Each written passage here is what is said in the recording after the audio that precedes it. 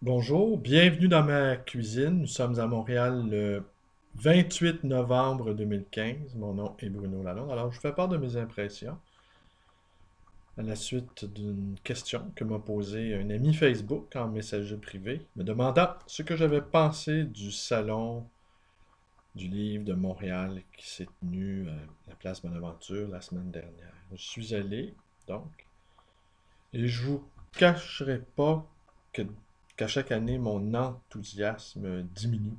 Je comprends bien la nécessité de tenir pareil salon. Je comprends bien également la nécessité de le tenir quelques semaines avant Noël, mais à mon sens, ça prive également les libraires de sources de revenus importantes, tout en étant tout bénéfice pour les éditeurs qui s'y trouvent présents.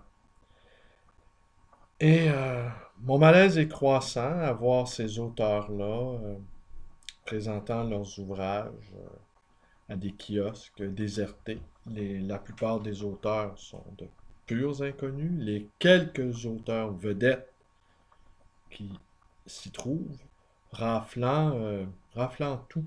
Alors j'ai pu voir de longues files pour certains auteurs, des auteurs jeunesse entre autres. C'est un des éléments positifs de ce salon-là, à mes yeux, c'est qu'il attire par le biais des programmes scolaires, il attire une jeune clientèle qui va s'y presser. À ce propos-là, je me rappelle, il y a plusieurs années, j'avais été rendre visite à Pierre Falardeau, qui sans être un ami intime, sans être un proche, était, on va dire, un bon copain. Et j'avais été le voir, il autographiait un de ses livres.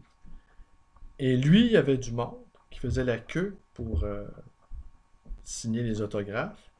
Sauf que, eh ben, c'était tous des jeunes, des très jeunes, des jeunes enfants. Et qu'aucun de ces enfants-là n'avait les moyens de se procurer, ça va de soi, un de ces livres. Alors, il signait. Alors, quand on est rendu, on autographie des signets, c'est que l'heure est assez grave, et il me disait, il me prenait à partie. T'as t'as rendu compte? Je suis rendu à autographier des signets. Alors, ouais, ben, t'es rendu pas mal bas, mon Pierre, quand t'es rendu autographe des signets, là. Jusqu'où vas-tu descendre?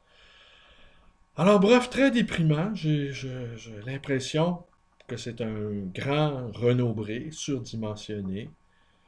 Les ouvrages de fond, ils sont de moins en moins. Je me souviens également, il y a déjà plus de 25 ans, j'avais travaillé au stand de Gallimard.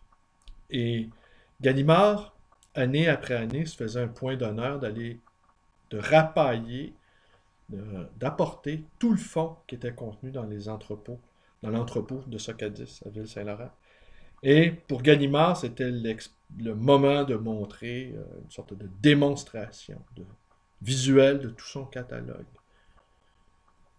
À l'époque, je m'interrogeais aussi sur la nécessité de faire cela, mais enfin, ça donnait l'impression que le stand de Gallimard était une vraie librairie.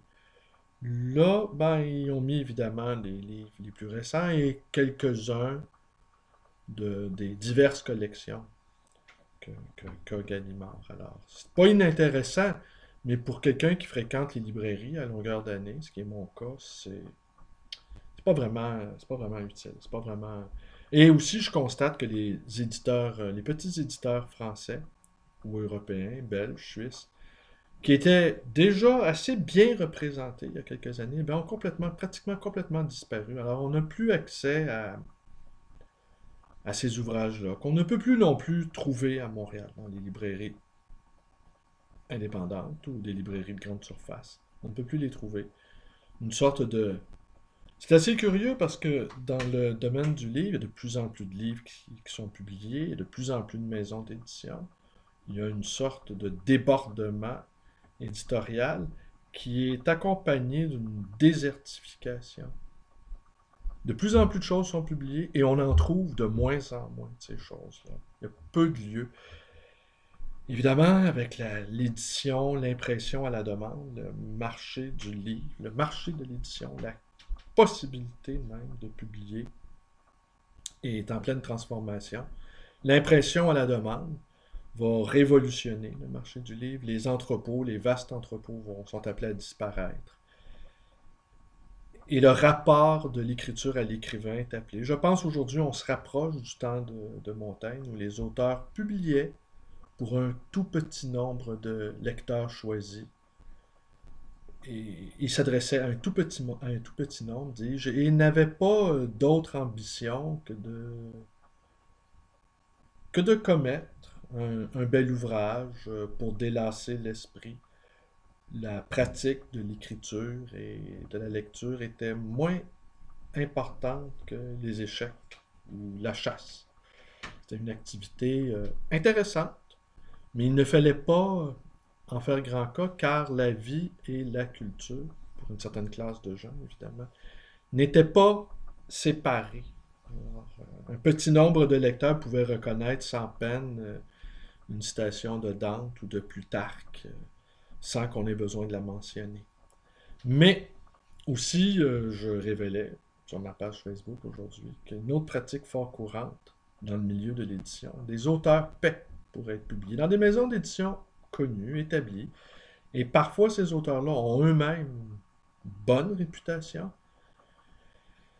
et ils paient pour voir leurs ouvrages publiés. Mais tout n'est pas perdu dans le monde du livre, car je vais vous montrer ce que j'ai acheté. Ouais, parce que j'ai acheté des livres quand même, vous allez voir.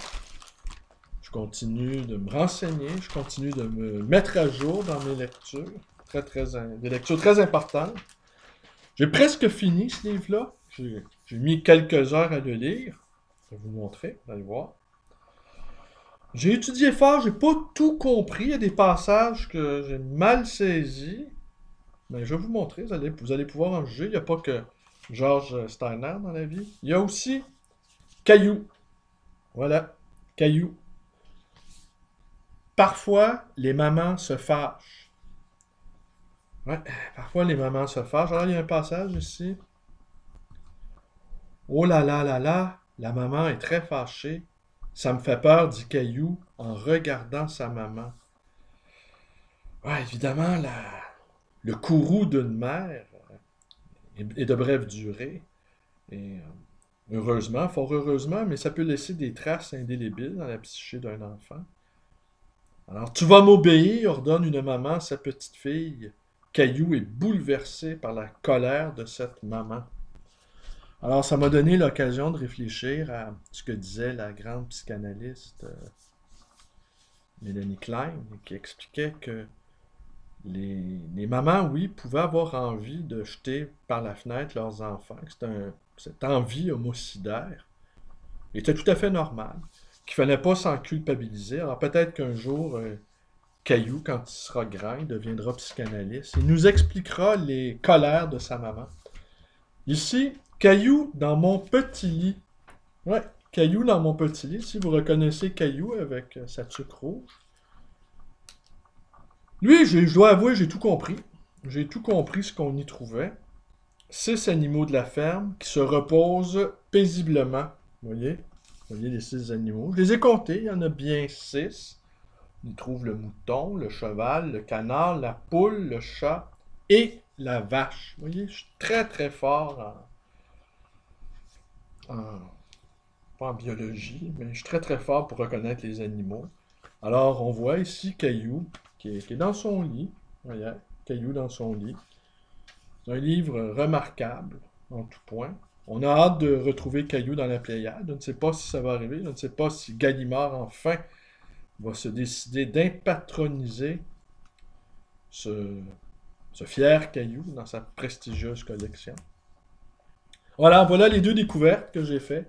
Caillou, 2 cailloux, et ma compagne, qui ne recule devant aucune remarque impertinente, me faisait remarquer que Caillou et moi avions... non, on ne peut pas le voir ici, attendez. On avait un certain point commun, que nous avions précisément le caillou dégarni, et que j'étais chauve comme une roche, chauve comme un caillou, la boule à zéro. Je suis habitué à souffrir, alors j'ai encaissé, sans broncher, cette remarque impertinente. Je vous remercie d'être avec moi. Portez-vous bien et à demain peut-être pour la suite de d'autres aventures littéraires de grande envergure. Parfois, les mamans se fâchent et parfois également les amateurs de livres se fâchent. Mais ça, c'est une autre histoire. Allez, merci, portez-vous bien. Vous connaissez la suite, ma page Facebook, ma chaîne YouTube, que je vais finir par reconfigurer pour retrouver mes 357 abonnés. Voilà, merci, j'embrasse tous et à demain.